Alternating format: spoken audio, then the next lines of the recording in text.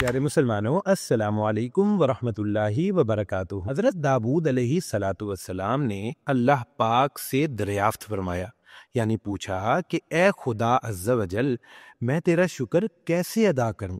اب آپ کے ذہن میں یہ سوال آ رہا ہوگا کہ اللہ پاک کے نبی تھے وہ، اللہ پاک نے ظاہر ہے انہیں طریقہ بتایا ہوگا کہ اس طرح میرا شکر ادا کرو، تو پھر انہوں نے یہ سوال کیوں پوچھا؟ دراصل اس سوال کے پوچھنے کی وجہ یہ تھی کہ شکر ادا کرنا، یہ جو عمل ہے کہ اللہ پاک نے آپ کو کچھ عطا کیا، آپ اللہ کا شکر ادا کرتے ہیں، دعا مانگتے ہیں کہ یا اللہ پاک آپ کا شکر، تو یہ شکر ادا کرنے کا عمل بھی اللہ کی نعمت ہے اور اللہ کی دی ہوئی توفیق سے یہ عمل ہوتا ہے۔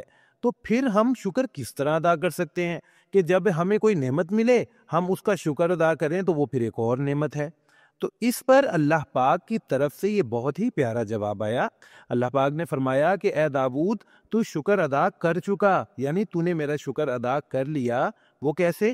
کہ جب تو نے یہ بات تسلیم کر لی، دل سے اس بات کو مان بھی لیا اور زبان سے اقرار بھی کر دیا کہ تو میرا شکر ادا نہیں کر سکتا۔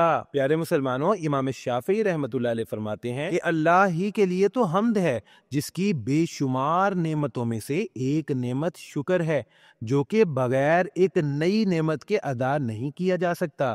اب اس کی مثال کچھ یوں لے لیں کہ آپ کو اللہ پاک نے ایک نعمت عطا کی، آپ اس پر شکر ادا کرتے ہیں کہ یا اللہ پاک آپ کا شکر ہے، تو یہ تو پھر ایک اور نعمت ہے جو کہ اللہ پاک نے شکر کی آپ کو عطا کی۔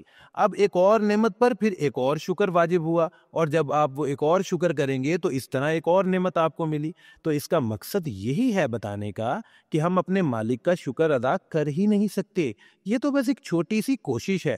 یعنی جیسے ایک کنسیپٹ پیدا ہو جاتا ہے انسان کے دماغ میں کہ اگر اللہ نے مجھے یہ عطا کیا تو میں نے بھی تو شکر ادا کیا، لیکن شکر ادا کرنا تو اللہ کی ایک اور نعمت تھی، اور وہ توفیق تھی ایک ایسے عمل کی جو اللہ کو راضی کرنے والا عمل ہے۔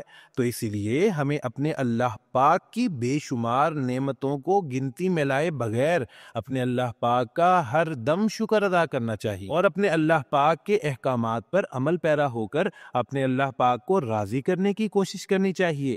ہمارے اللہ پاک نے ہمیں کیا عطا نہیں کیا، اپنے ارد گرد دیکھیں، اگر ایک بھی ایسی چیز جس کو آپ قیمتی سمجھتے ہیں آپ سے لے لی جائے تو شاید آپ دوسروں کے اور زیادہ محتاج ہو جائیں۔